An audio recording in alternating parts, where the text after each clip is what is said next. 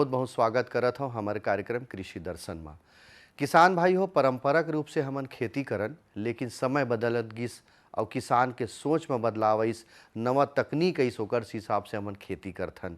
साग भाजी, ओन्हारी, फल फूल एकर खेती करें, लेकिन संगे संग बदलाव के बात आइस तब कुक्कुट पालन, बकरी पालन, बटेर पालन, मुर्गी पालन और मछली पालन कोती भी किसान मन लौटे हैं। किसान भाइयों, आप मन जानता हो कि सबसे ज़्यादा प्रिय खाने वाला चीज़ मांस में यदि हमन देखन तो मछली बहुत ज़्यादा मनखे मन खाते, लेकिन जतका मनखे मछली खाते ओकर हिसाब से मछली के मांग के हिसाब से पूर्ति नहीं होवे। हमर छत्तीसगढ़ में हो चाहे भारत देश में दूसर प्रदेश ले मंगायल पड़थे तब कहीं पूर्ति होथे। तो संगवारी हो, एक होती लौट के एक अच्छा रोजगार आप मन ला दिलाए जा सकत है। सरकारी योजना के लाभ लेके आप मन हा मछली पालन कोती लौट सकत हो। हमारे कार्यक्रम के उद्देश्य भी ये होते कि आप मन के आर्थिक स्रोत बढ़ सके। तो संगवारी हो, आज हमन चर्चा करबो मछली पालन के उन्नत तकनीक के बारे में। विषय वस्तु विशेषज्ञ में बुलावा, तब तक आप मन बर है कुछ खास संदेश।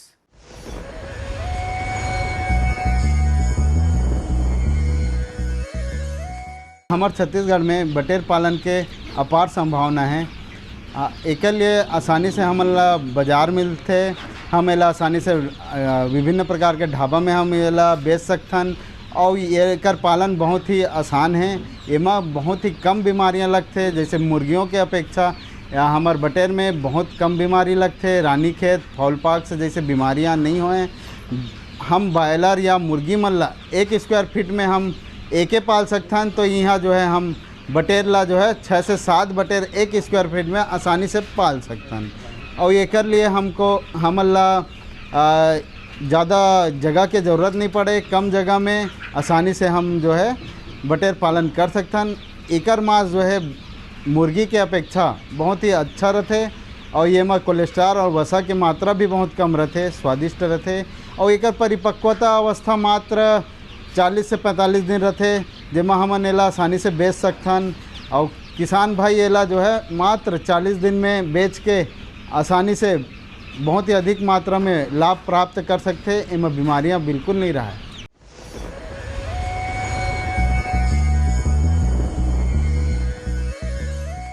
किसान भाइयों, संदेश के बाद आवो चलन हमार कार्यक्रम के चर्चा कोती।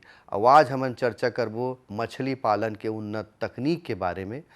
डॉक्टर रोहितास यादव, अतिथि शिक्षक मत्स्य विभाग, धमधा विकासखंड, जिला दुर्ग के हरे ओला बुलावत हूँ। और सबसे पहली सवाल आप मन डाल ले कि छत्तीसगढ़ के जोन वातावरण है, छत्तीसगढ़ के जोन माटी है, यहाँ का मछली पालन के संभावना हावे और हावे तेकर महत्व का है, कतेक संभावना है। आवो यादव जी से पूछथन और का कहत है।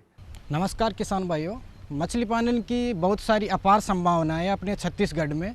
छत्तीसगढ़ का जलवायु मछली पालन के लिए सूटेबल है। यहाँ छत्तीसगढ़ में 1 लाख के करीबन तालाब हैं जो अच्छे से मछली पालन कर सकते हैं।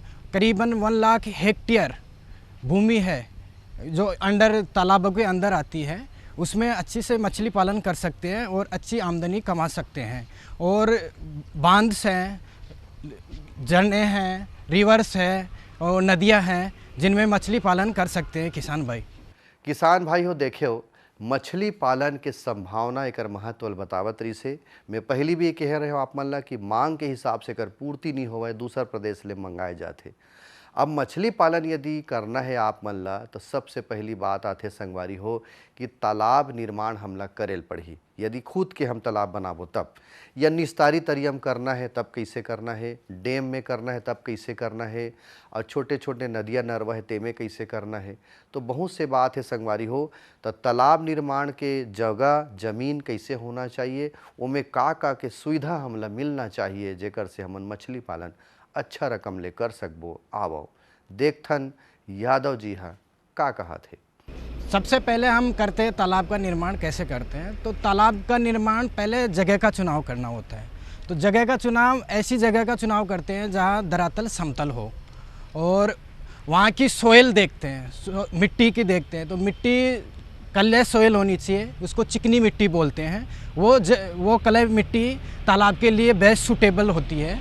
और वहाँ वाटर की व्यवस्था होनी चाहिए, जल की व्यवस्था होनी चाहिए और बिजली की सुविधा होनी चाहिए, अच्छे से ट्रांसपोर्टिंग की सुविधा होनी चाहिए, जिससे मछली बीज और मछली को मार्केटिंग एंड और मछली इजीली बेच सकते हैं। तालाब का निर्माण पहले उसको तालाब का निर्माण करने के लिए गड्ढे की खुदाई करते हैं। गड्ढे की खुदाई 3 मीटर होनी चाहिए, मतलब 9 फीट होनी चाहिए गहराई।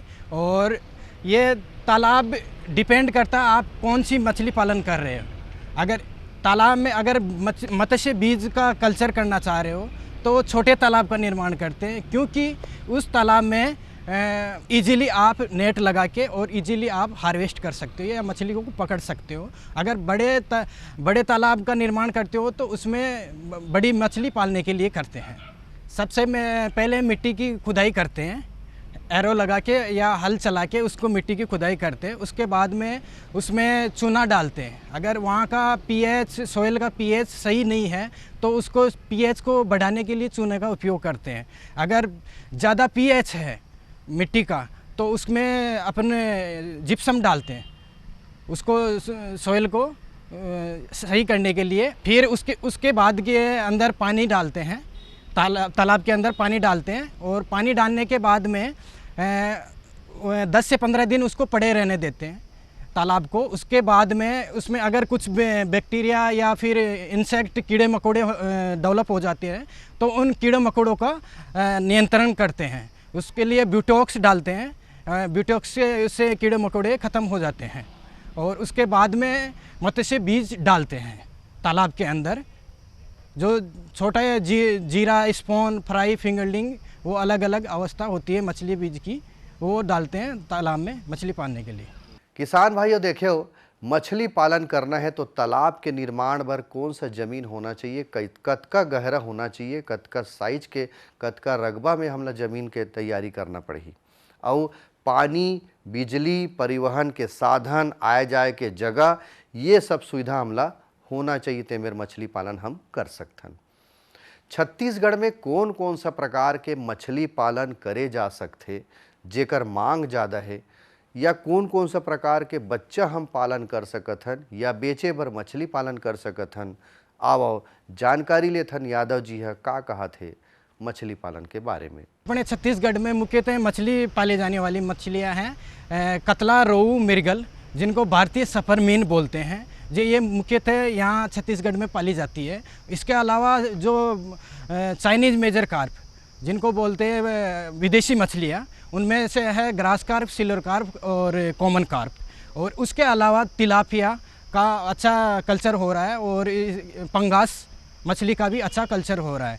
इसका मछलियों को पालने के अलग अलग तरीके हैं। अगर आप फार्म पे कल्चर कर रहे हैं तो उसमें फीड की व्यवस्था करते हैं। अगर आप नेचुरल वाटर बॉडी में यूज़ कर रहे हैं तो उसमें फीड इनकी व्यवस्था नहीं करते हैं। अगर बड़े रिजर्वायर उनमें यूज कर रहे हो तो उनमें भी दाने की व्यवस्था नहीं करते। और अगर आप केज कल्चर और बायोफ्लॉक और इनमें एक्वाफोनिक्स, इनमें मछली पालन कर रहे हो तो उसमें फीड और भोजन की व्यवस्था करते हैं मछलियों के लिए।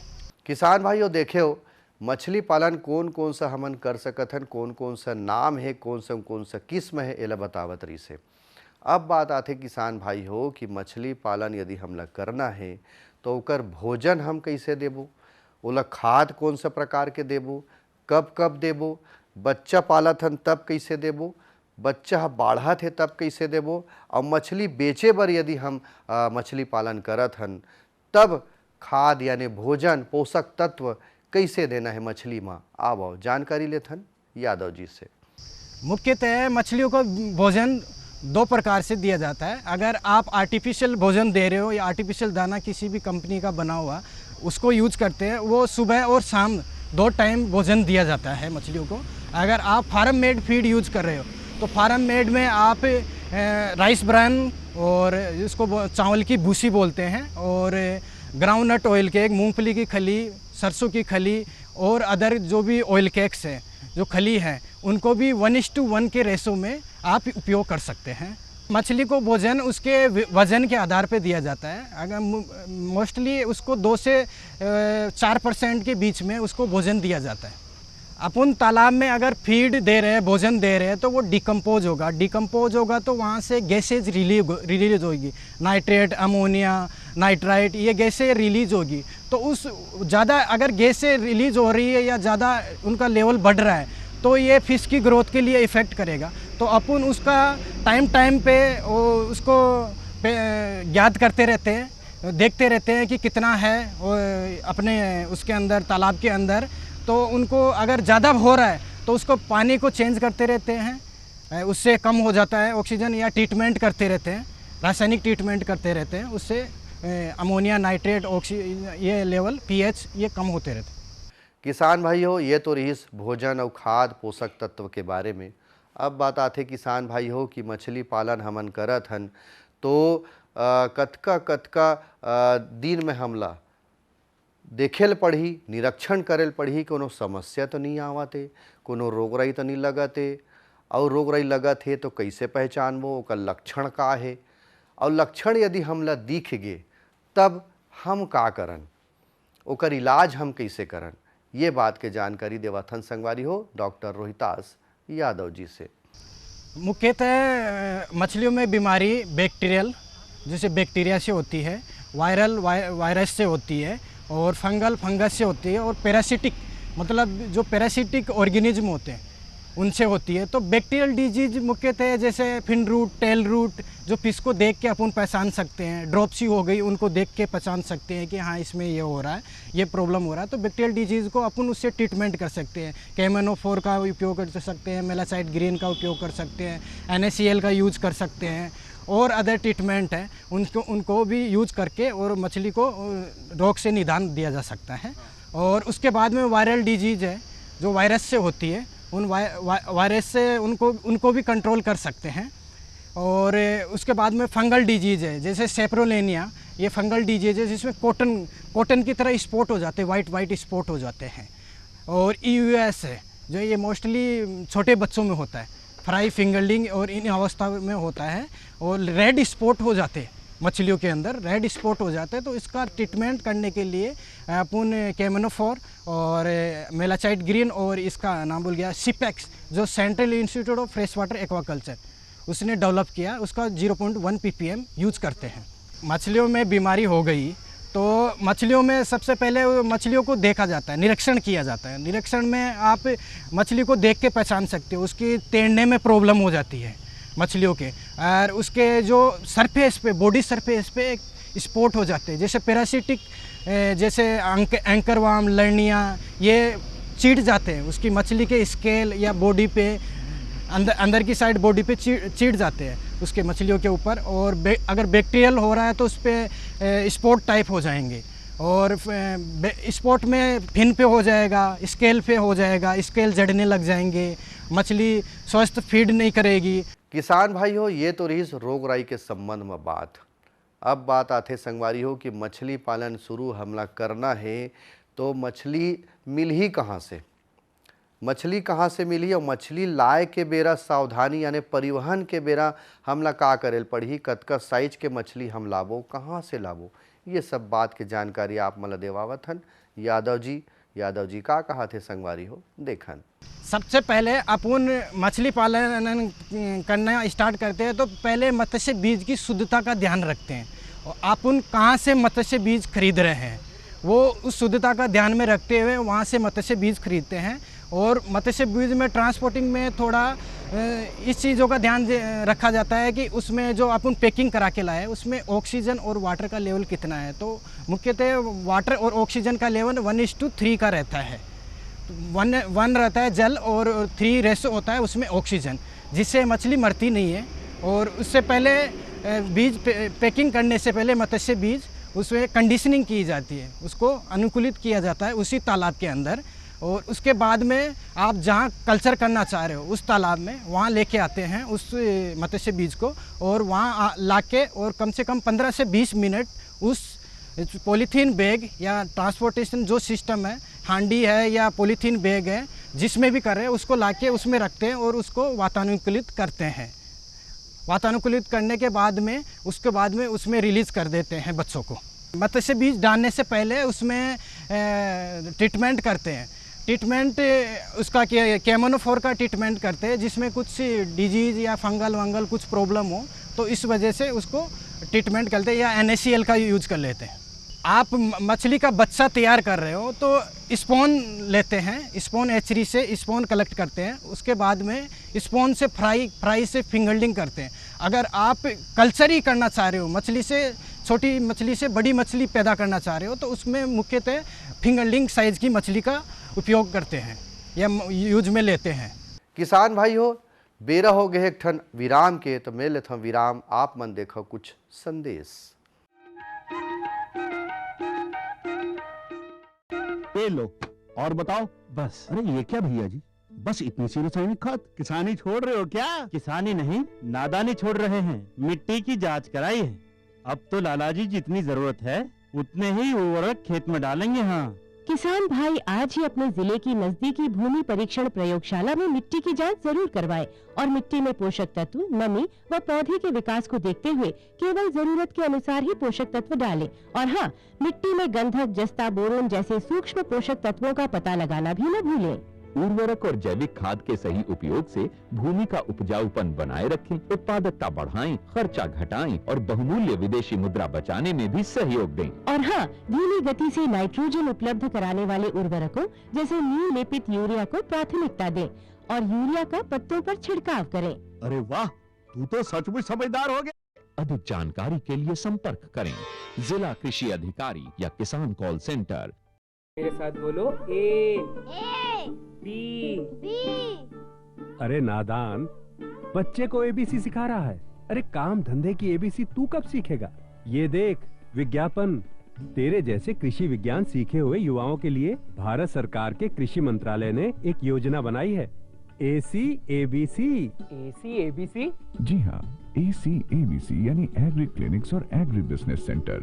इसके तहत कृषि विज्ञान पढ़े युवाओं का चयन होने पर उन्हें मुफ्त ट्रेनिंग दी जाती है और हाँ, अपना कारोबार चलाने के लिए बैंक से लोन भी मिलता है। इसके साथ ही अगर युवा अपने इलाके के किसानों की खुशहाली के लिए उन्हें खेती बाड़ी व अपने कारोबार से जुड़ी लाभदायक जानकारी देते रहेंगे तो उन्हें लोन पर 36 से 44% तक की सब्सिडी भी मिलेगी। तब तो मैं जरूर सीखूंगा काम धंधे की ABC। शाबाश, चलो अपनाएं स्वरोजगार, खेती में हो विकास अपार।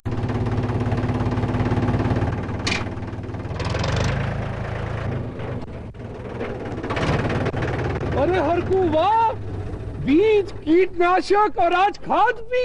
अरे इतना खर्चा कहाँ से? अरे खर्च की चिंता किसे है, मेरे पास है ये किसान क्रेडिट कार्ड। कार्ड? अरे बैंकों द्वारा जारी इस कार्ड से किसान उसकी सीमा तक की रकम कभी भी बैंक से निकलवा सकता है और खेती बाड़ी की सामग्री कभी भी खरीद सकता है। तो हरकू भैया एक कार्ड मेरे लिए भी। किसान क्रेडिट कार्ड के लिए नजदीकी बैंक से संपर्क करें और पाएं ढेर सारे लाभ। अन्नदाता किसानों की खुशहाली और उनकी आय में बढ़ोतरी के लिए भारत सरकार लगातार प्रयासरत है। माननीय प्रधानमंत्री श्री नरेंद्र मोदी जी के दूरदर्शी नेतृत्व में पिछले 7 वर्षों में खेती को आधुनिक और किसानों को आत्मनिर्भर बनाने के लिए कई निर्णय लिए गए हैं। छोटा किसान बने देश की शान, ये हमारा सपना है। देश के 80% से ज्यादा किसान ऐसे हैं जिनके पास 2 हेक्टेयर से भी कम जमीन है। अब देश में इन्हीं छोटे किसानों को ध्यान में रखते हुए कृषि सुधार किए जा रहे हैं, निर्णय लिए जा रहे हैं। प्रधानमंत्री किसान सम्मान निधि योजना की शुरुआत 24 फरवरी 2019 को माननीय प्रधानमंत्री श्री नरेंद्र मोदी जी के द्वारा की गई थी। पीएम किसान योजना का पूरा खर्च भारत सरकार वहन करती है। इसके तहत लाभार्थी किसानों को हर साल 6,000 रुपए की सम्मान राशि 2,000 रुपए की 3 समान किस्तों में सीधे उनके बैंक खातों में हस्तांतरित की जाती है। अब तक 11 करोड़ से भी अधिक लाभार्थी किसानों के बैंक खातों में 1,58,000 करोड़ रुपए से अधिक की राशि सीधे ट्रांसफर की जा चुकी है। किस्तों की जानकारी किसानों को SMS के माध्यम से दी जाती है। இப்போ நேரா நாங்க வந்து பேங்க்குக்கு ஆக்சுவல் போகும்போது அந்த பணத்தை நாங்கள் வித்ரா பண்ணின்னு வந்து நாங்கள் விவசாயம் பண்ணிக்கிறோம். इस मदद से बुआई के पहले अब किसानों को बीज, खाद, कीटनाशक और कृषि संबंधी अन्य जरूरतों के लिए साहूकारों के आगे हाथ नहीं फैलाना पड़ता। અને એના લીધે મારે કોઈ જોડે કે સગા સંબંધી કે મિત્રો જોડે મારે ઉછીના પૈસા લેવાની જરૂર પડતી નથી અને એનાથી હું સારી એવી खेती કરી શકું છું। इस योजना से मिले लाभ तथा आवेदन की स्थिति देखने के लिए पीएम किसान पोर्टल लॉन्च किया गया है। इस पोर्टल के माध्यम से पात्र किसान अपना पंजीकरण स्वयं करने के साथ साथ अब तक मिले लाभ और अपने आवेदन की स्थिति फार्मर्स कॉर्नर से देख सकते हैं। इस योजना का लाभ पात्र किसानों को ही मिल सके, इसके लिए इस प्रक्रिया को फूल प्रूफ बनाते हुए इसे आधार और इनकम टैक्स वेरिफिकेशन के साथ साथ फिजिकल वेरिफिकेशन से भी जोड़ा गया है। इसके अलावा किसानों की सुविधाओं और जानकारी के लिए पीएम किसान मोबाइल ऐप भी विकसित किया गया है। पीएम किसान सम्मान निधि योजना का लाभ देश के सभी राज्यों और केंद्र शासित प्रदेशों के किसानों को मिल रहा है। इसे हासिल करके हमारा किसान सबल और आत्मनिर्भर हो रहा है। इस स्कीम ने हमारा भारत सरकार ने हमारा किसान के लिए बहुत बड़ा सम्मान दिया है। इसीलिए हम भारत सरकार को, प्रधानमंत्री नरेंद्र मोदी जी को हम बहुत बहुत धन्यवाद देती हूँ। आत्मनिर्भर भारत की पहचान प्रगतिशील और समर्थ किसान।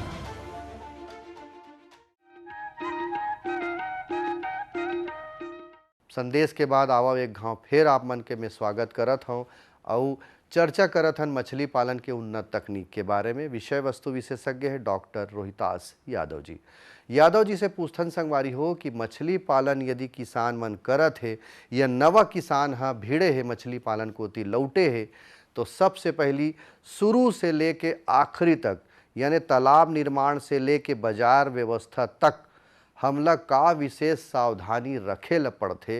बीच बीच में तरियक पानी बदले पड़थे का, में चूना डाले पड़थे का, पोषक तत्व कतका देना चाहिए और का बात के ध्यान देना चाहिए। मौसम परिवर्तन हो गए, अचानक पानी गिर गए, गर्मी के मौसम में जड़काला ज़्यादा करत है तो बहुत सारा बात है। जलवायु परिवर्तन के समय हमला का विशेष ध्यान देना चाहिए, का सावधानी रखना चाहिए, आओ जानकारी लेथन। मैं किसान भाइयों को यही संदेश देना चाहता हूँ, आप तकनीकी तरीके से मछली पालन करें। आपके छत्तीसगढ़ में बहुत से तालाब है, करीबन 1 लाख के आसपास तालाब है, तो आप इनको तकनीकी के हिसाब से उसका भोजन और उसका अच्छी जगह से अच्छी शुद्ध बीज खरीदें और उससे अच्छे से मछली पालन का मैनेज करें। उससे अच्छा प्रोडक्शन होगा, आपकी कुपोषण भी दूर होगा और आपको अच्छी आमदनी प्राप्त होगी। अब किसान मन से भी चर्चा करे जाए संगवारी हो ताकि आप मन ला ज़्यादा से ज़्यादा और अनुभव हो सके कि किसान यानी मछली पालक भी है बहुत अच्छा मछली पालन करत है। तो श्री रूपचंद धीवर ग्राम दारगांव धमधा जिला दुर्ग के ये मछली पालक हरे संगवारी हो, एकर से जानकारी लेथन, एकर अनुभव ला जानथन। आव सुनथन रूपचंद धीवर के गोठ, ओकरे जुबानी ओकरे गोठ।